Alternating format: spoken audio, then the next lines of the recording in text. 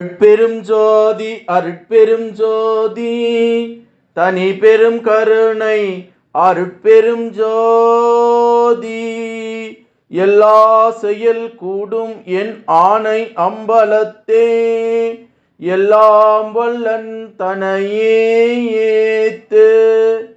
வாழ்க வையகம், வாழ்க வையகம், வாழ்க வளமுடன். குரு வாழ்க, குருவே துணை. அருட்பெரும் ஜோதி அகவல் உரை விளக்கம்.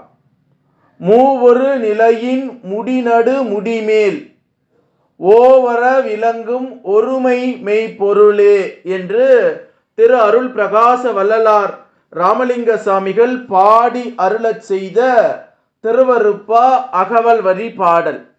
இதனுடைய உரை விளக்கம். மூலாதாரம், சுவாதிஷ்டானகம், மணிபூரகம், அநாகதம், விசுத்தி, ஆகினா என்ற 6 அனுபவ நிலைகளின் பொதுவான முடிவுக்கு மேல் சத்தமின்றி, அதாவது மகா மௌனத்தில் ஒருமை விளங்கும் உண்மை பொருளே என்று இந்த அற்புதமான அகவல் வரிக்கு பேராசிரியர் பாலசுப்ரமணியா அவர்கள் சொல்லக்கூடிய ஒரு அற்புதமான விளக்கம். மூவொரு நிலையின் முடிநடு முடிமேல் ஓவர விளங்கும் ஒருமை மெய்ப்பொருளே என்ற அகவல் வரி 883 884 அகவல் வரிக்கு சாமி சரவணானந்தா அவர்கள் தரக்கூடிய மெய்ஞான விளக்கம். மூவொரு நிலை என்பது 6 ஆதாரங்கள் விளங்கும் நிலையாம்.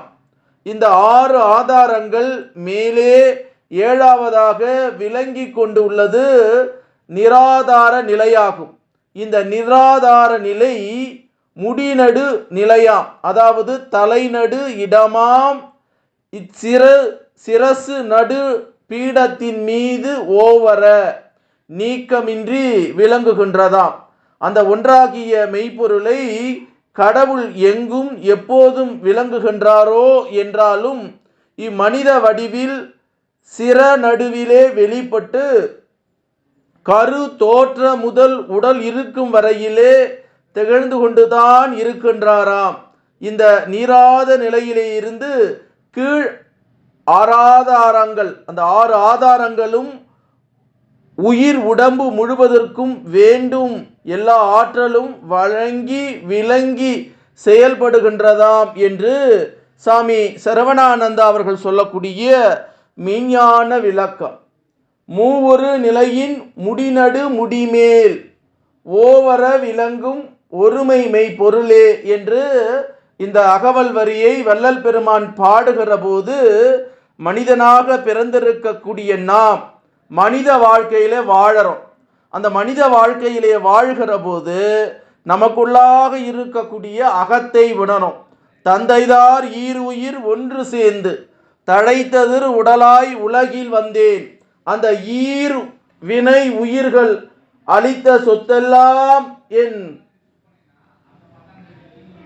அந்த ஈருயிர் வினைகள் அறமோம் அளித்தோ அளித்த பதிவெல்லாம் என் சொத்தாச்சு. இந்த அரும் பிறவியிலே முன்வினை அறுத்து எல்லையில்லா மெய்ப்பொருளை அடைவதற்கு வந்த ஓர் உதவி குரு உயிரின் சேர்க்கை வணங்கி குரு திருவடியை வாழ்த்தி வாழ்வோம் என்று வேதாத்திரி மகரிஷி அவர்கள் பாடுகிறார். அப்போ அந்த உண்மையான அந்த மெய்ஞான விளக்கத்தை யார் மூலம் அறிந்து கொள்ள முடியும்? சத்குரு மூலம் மட்டுமே அறிந்து கொள்ள முடியும். அதற்கு தான் தந்தைதார் ஈர் உயிர் ஒன்று சேர்ந்துன்னு பாடல் பாடுறார்.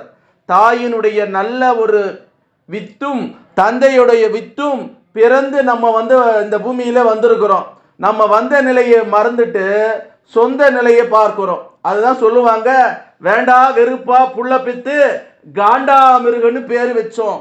அப்ப இறைநிலையை உணராமல் நாம் மனித வாழ்க்கையை வாழாமல் விலங்கின வித்து தொடர் போல வாழறோம். அப்ப அப்பா அம்மா பிறக்கக்கூடிய குழந்தை நல்ல குழந்தையாக மாற வேண்டும் என்றால் தாய் தந்தையர் இடத்துல நல்ல கருவமைப்பு பதிவு இருக்கணும். அப்ப அந்த கருவமைப்பு பதிவு இருந்தால்தான் அவங்களுடைய நல்ல வினைகள் எல்லாம் சேர்ந்து நல்ல ஒரு சத்குருவை அடைவார்கள். நல்ல ஒரு சத்குருவை அடைந்தார்கள் என்றால் அந்த ஆத்மா உன்னத ஆத்மாவாக மாறும். அந்த உன்னத ஆத்மாவாக மாறக்கூடிய ஆத்மா மூலாதாரத்தையும் சுவாதிஷ்டானத்தையும் மணிபூரகமும் அநாதகம் விசுத்தி ஆகினா என்ற 6 அனுபவ நிலைகளின் பொதுவான முடிவுக்கு மேல் சத்தமின்றி, அதாவது மகா மௌனத்திலே ஓர்மை விளங்கும் மெய்ப்பொருளை காணலான்னு பாலசுப்ரமணிய ஐயா அவர்கள் சொல்றாங்க. அப்போ தந்தைதார் ஈர் உயிர் ஒன்று சேர்ந்து இந்த பிரபஞ்சத்துக்கு வந்துட்டோம்.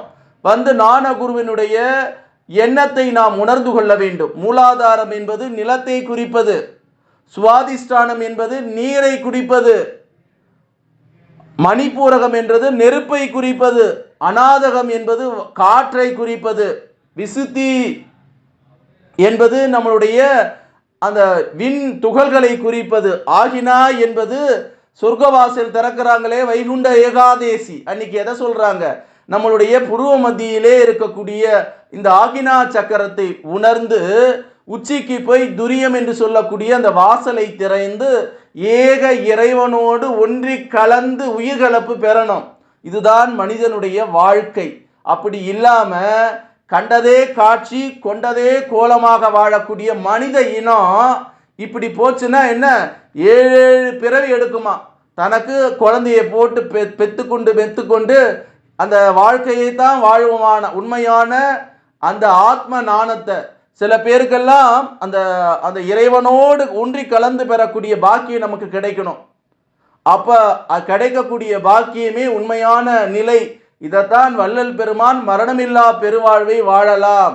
எல்லாரும் வாங்க, இதை நான் பொய் சொல்லல, எல்லாரும் யான் பெற்ற இன்பம் பெருகை வையகன்னு சொல்லி இந்த அகவல் வரியின் மூலமாக நமக்கு உணர்த்துகிற ஒரு அற்புதமான செய்தி.